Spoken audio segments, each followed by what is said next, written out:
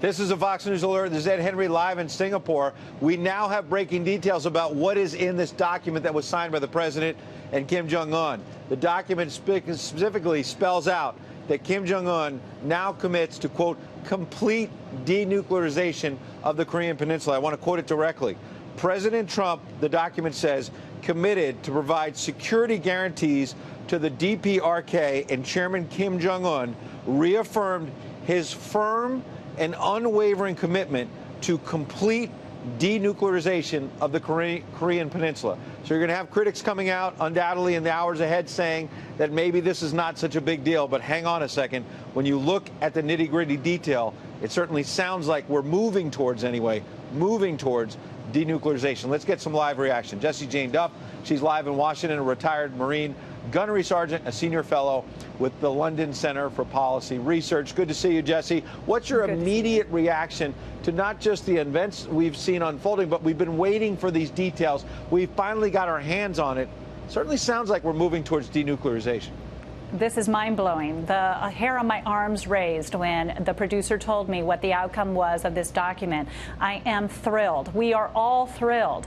This is a very positive step in the right direction. We've all been skeptical. We don't know if it's going to be a hat trick. We haven't tried to figure out, or we've been trying to figure out, what is Kim up to? What is he going to do? Is there going to be a sleight of hand? We even all expected that possibly President Trump would walk away. We have seen nothing but progress up to this point. I think every person out there on this planet right now had to gasp and say, oh, my God, because we have waited over 70 years for this.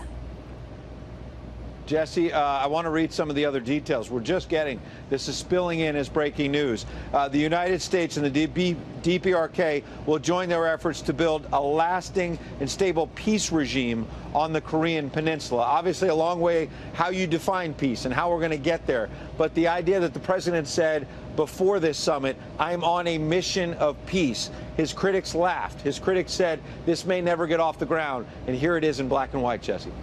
Well, the problem that we do have is that the Kim family has never been on a mission of peace. Their whole goal and objective has been to reunify with the peninsula, South Korea, that is. So when you now remove their capability to attack or assault or take over South Korea, my biggest fear now is that Kim is going to be suddenly disarmed and aware that he is really vulnerable. And when he is a vulnerable man, you get very nervous reactions from any dictator who has disarmed. So this is where we have a big risk. What is the next step to protect Kim? That is my first question. Not that I want to protect him, but if he cannot protect himself, then we can't see this moving forward, because essentially those nuclear weapons have been his life insurance policy.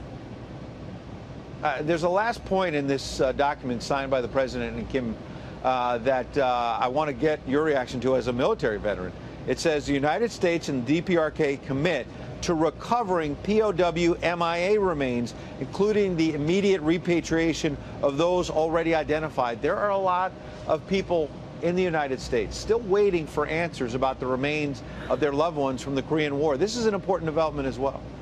Oh, this just touches my heart. I'm so overwhelmed to hear this, because the fact of the matter is they're all across the nation. POW and MIA flags fly all across this nation. And there are many men who have served during the Vietnam era, and women that never saw their loved ones or family members or fellow service members again. And we don't know where their remains are. And if this can happen, this is an extraordinary move to the patriotism of our country to feel some gratitude.